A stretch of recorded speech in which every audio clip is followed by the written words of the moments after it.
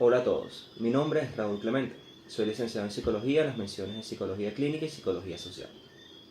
Y en la presentación a continuación, desarrollaremos brevemente el modelo de educación por objetivos de comportamiento. La presentación se enmarca en la asignatura denominada la evaluación en ambientes tecnológicos de enseñanza-aprendizaje, de la especialización en docencia en educación superior perteneciente a la Comisión de Estudios de Posgrado de la Facultad de Humanidades y Educación de la Universidad Central de Venezuela.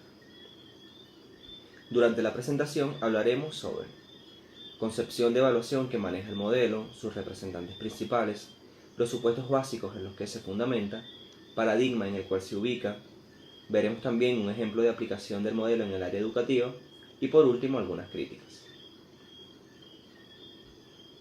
Muy bien.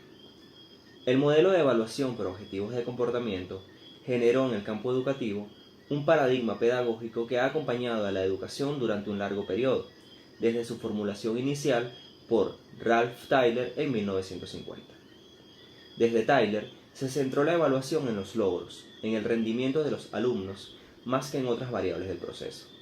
Así, el programa educativo se considerará eficaz en la medida en que se consigan los objetivos preestablecidos. Por lo tanto, quien planifica debe responder al menos 4 preguntas básicas según esta perspectiva. ¿Qué aprendizaje se quiere que los alumnos logren? ¿Mediante qué situaciones de aprendizaje podrá lograrse dicho aprendizaje? ¿Qué recursos se utilizará para ello? Y, finalmente, ¿cómo evaluaré si efectivamente los alumnos han aprendido dichos objetivos? Para comenzar a desarrollar el modelo, comenzaremos con la concepción de la evaluación. Para este modelo, el proceso de evaluación es esencialmente el proceso de determinar hasta qué punto los objetivos han sido realmente alcanzados mediante programas de currículo y enseñanza. Ya que los objetivos alcanzados producen ciertos cambios deseables en los modelos de comportamiento del estudiante, entonces la evaluación es el proceso que determina el nivel alcanzado realmente por esos cambios de comportamiento. Esto es, lo planteado por Tyler en 1950. Para evaluar adecuadamente, el docente tiene que tener claro lo que va a evaluar, para plantearse la manera de cómo hacerlo. Por eso es necesario hablar de objetivos. Lo que aprenden los estudiantes tiene que estar planificado con antelación. Seguimos con la concepción de este modelo. Puede llamársele metas, finalidades, estándares, propósitos, etc. En realidad, las diferencias son mínimas, porque todas estas palabras significan las previsiones que todo docente tiene con relación al proceso de enseñanza-aprendizaje. Unas son a corto plazo, otras son más a largo plazo, unas son más de tipo personal, otras más generales, etc. Pero la idea es una misma, es lo que se espera alcanzar en el proceso educativo.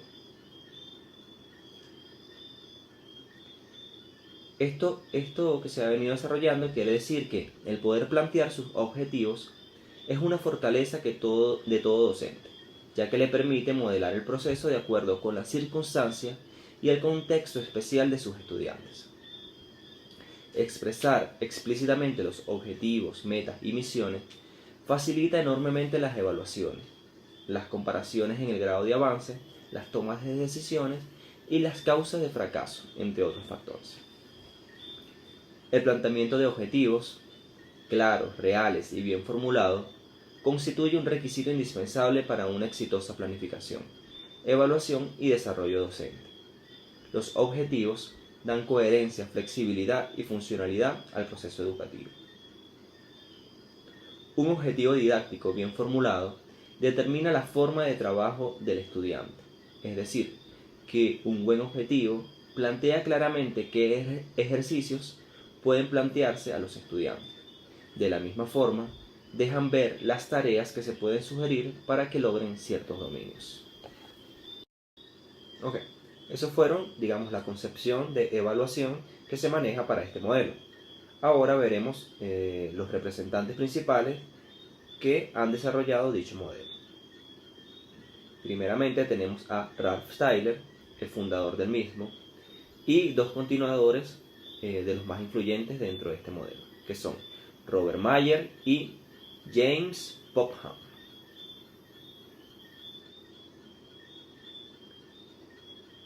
De cada uno, bueno, desarrollaremos una breve biografía y las aportaciones principales al modelo.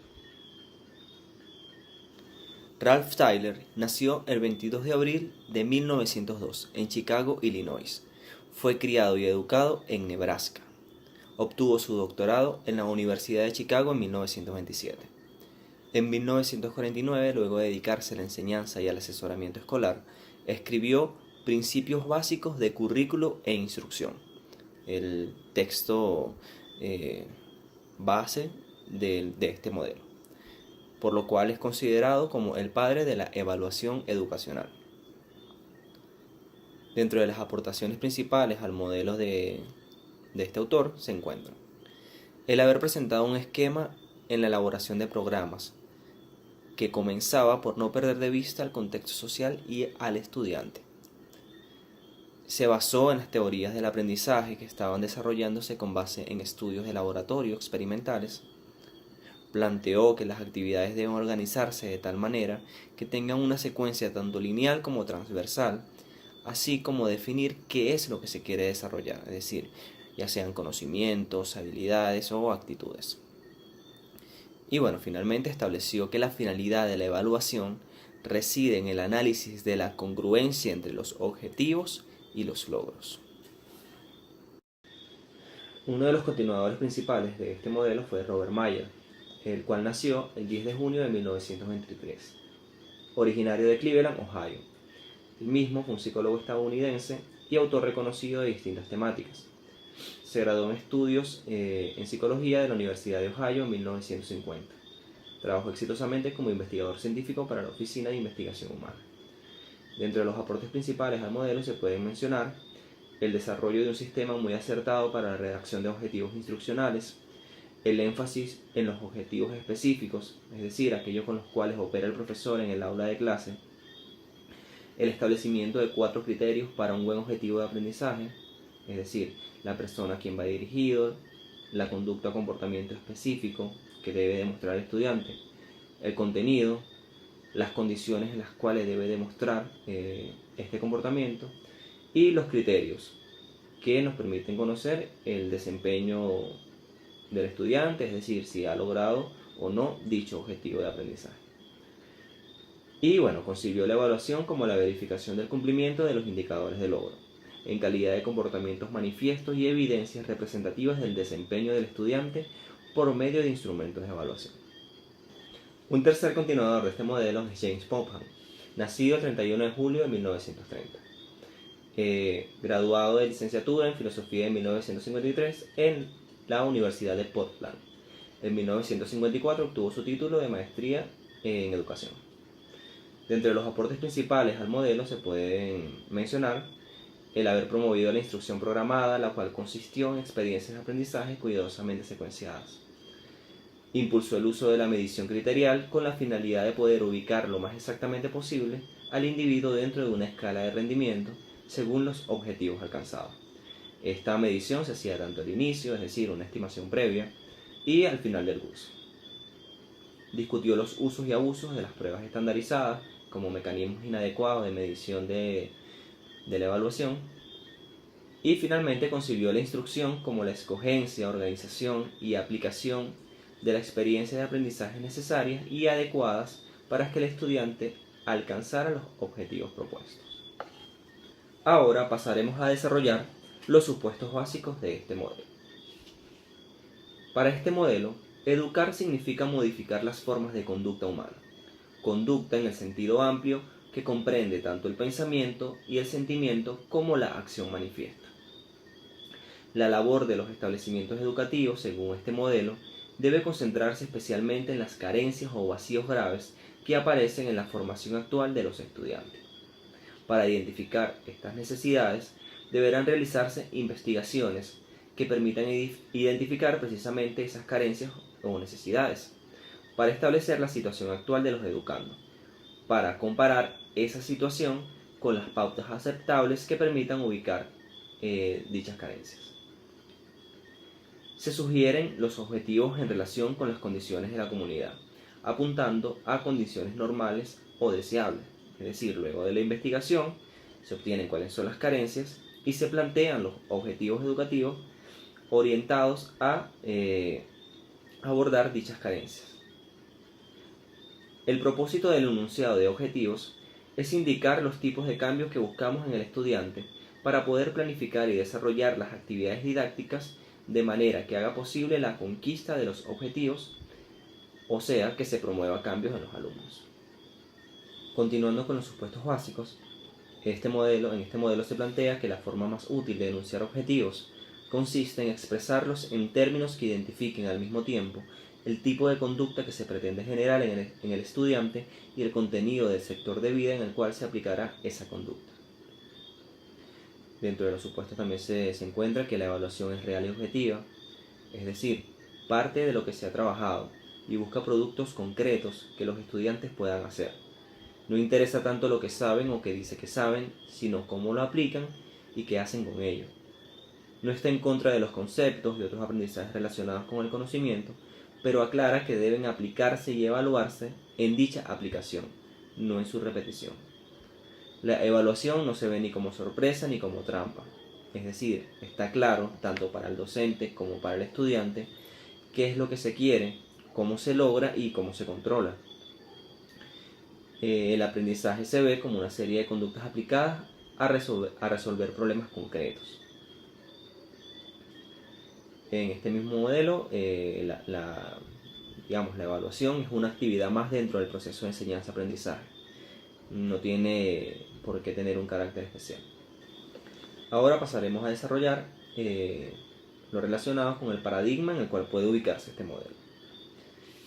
Tal como se ha venido desarrollando, es fácil enmarcar este modelo en el paradigma cuantitativo de investigación, ya que plantea la necesidad de que la evaluación sea llevada a cabo de manera científica. Se fundamentó en los desarrollos y hallazgos obtenidos de la ciencia de la conducta con base en diseños experimentales.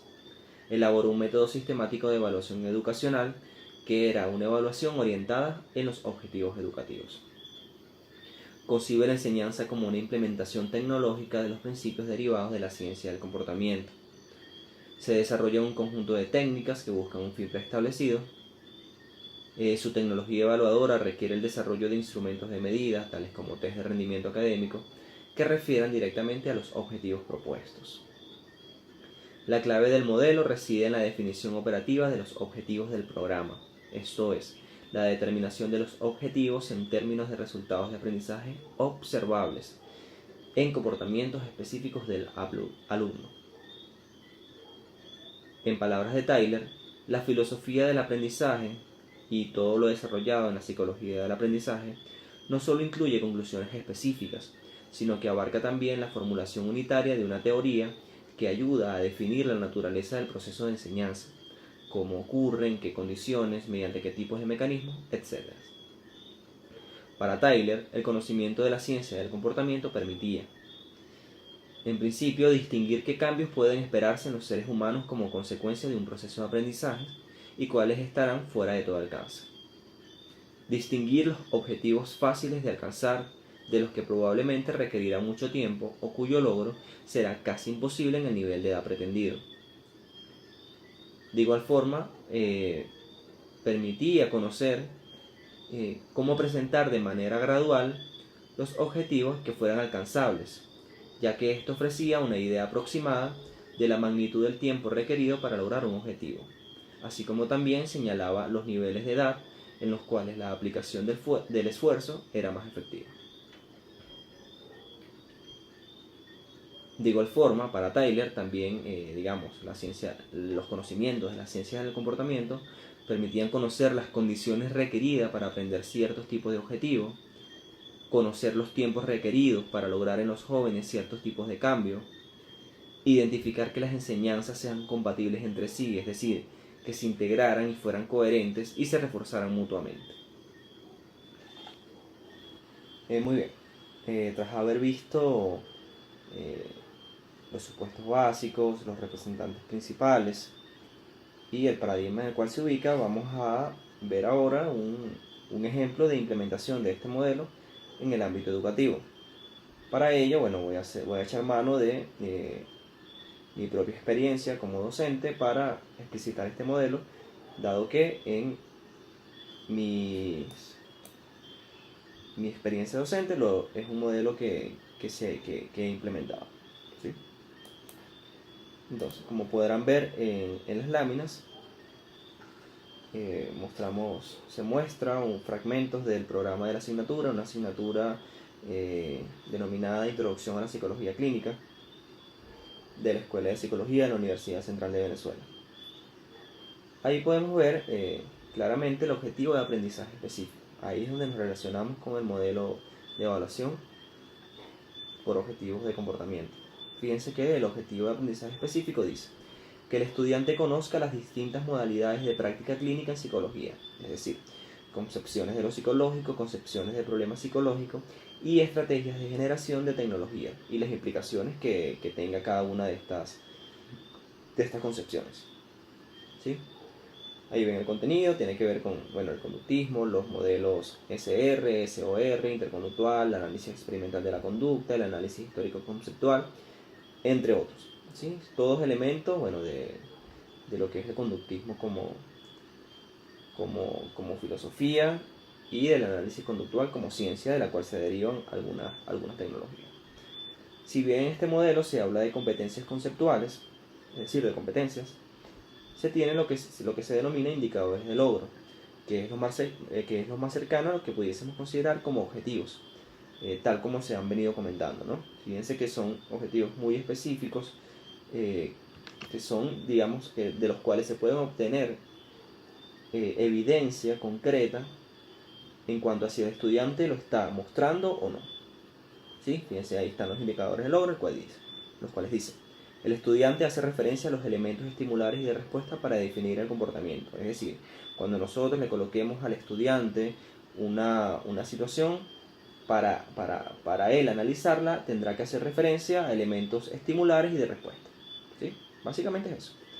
Por otro lado, dice: el estudiante caracteriza el comportamiento como interacción, función, entre el organismo y el ambiente dependiente de los contactos previos. Es decir, el estudiante al momento de hablar sobre algún comportamiento, ya sea para explicarlo o para comprenderlo, lo caracterizará como una interacción entre el organismo y el ambiente que se ha establecido a lo largo de la historia de este mismo individuo, ¿sí?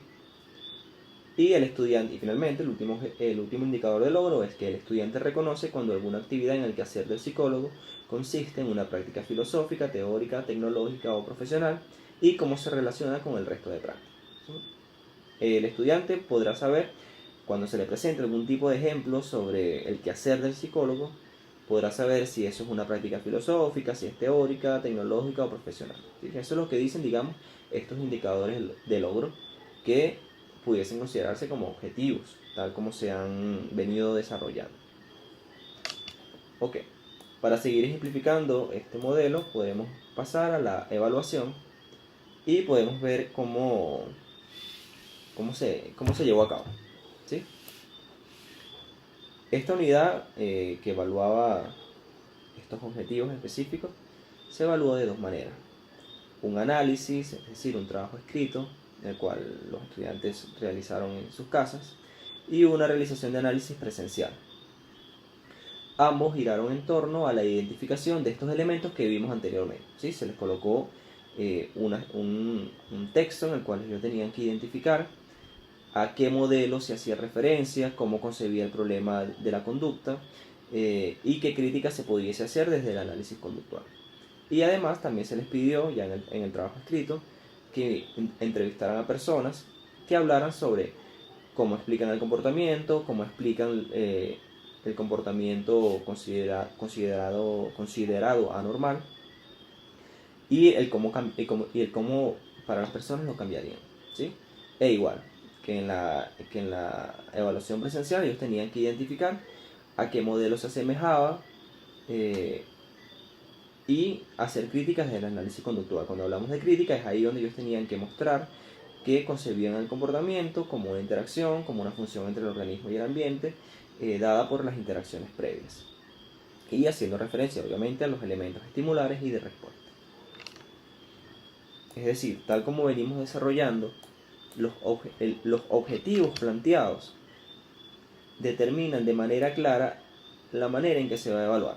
¿sí? Lo que yo voy a evaluar es la presencia de esos objetivos que colocamos en el programa de la asignatura, ¿sí? Vamos a ver ahora un ejemplo de los resultados de esta evaluación de un estudiante que salió bastante bien. Y como pueden ver, ahí están, digamos, los diferentes elementos que se le solicitaban en la evaluación. Con la calificación obtenida, esa calificación valía 12, el estudiante sacó 12 puntos. ¿Y qué es lo que vemos acá? Que en lo que ella desarrolló en la evaluación presencial, estaban presentes cada uno de estos elementos. Si no hubiesen estado presentes, se le hubiese puesto algo en los comentarios, es decir, te faltó tal cosa, o tal vez esta no era la respuesta más adecuada, por esto y por esto, ¿sí? Como podemos ver, este estudiante respondió todo de manera muy adecuada, es decir, que en su desarrollo mostró estos elementos que se establecieron de manera previa al proceso de enseñanza-aprendizaje, como los que se querían observar en el estudiante, ¿sí?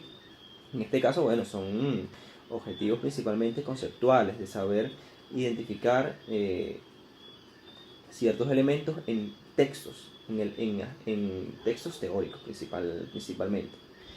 Y bueno, digamos, este es el ejemplo.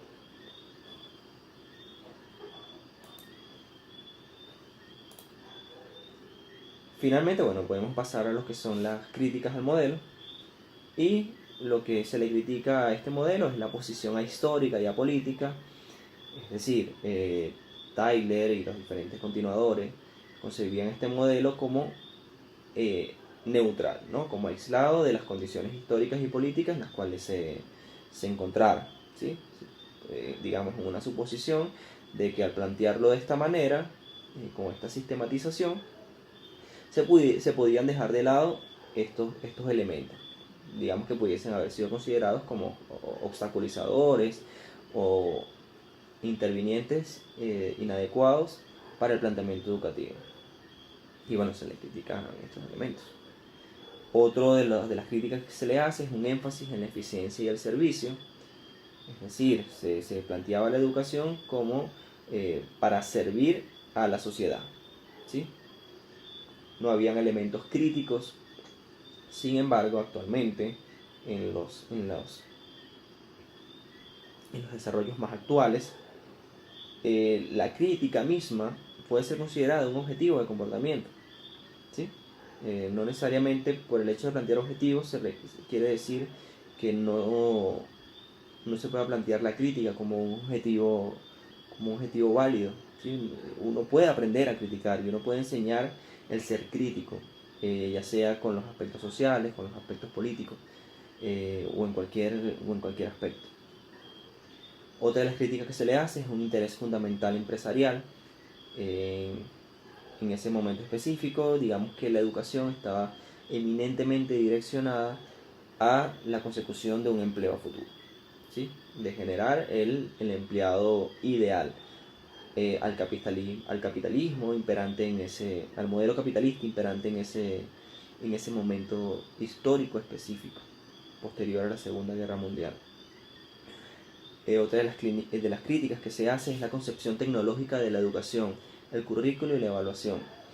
Esto hay, digamos, que tenerlo con cuidado, porque esta concepción tecnológica viene derivada también de una concepción general de ciencia, es decir, se contaba en ese momento con la teoría de la conducta, los diferentes hallazgos experimentales en el comportamiento encontrados en el laboratorio, tanto con humanos como con otras especies, y lo que se buscaba era la aplicación de estos principios encontrados en el laboratorio al ámbito educativo.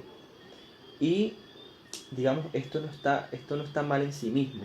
En todo caso, lo que está mal era esta posición histórica y apolítica, es decir, yo puedo aplicar estos principios sin hacer referencia a los elementos históricos o políticos, y eso sí es lo inadecuado.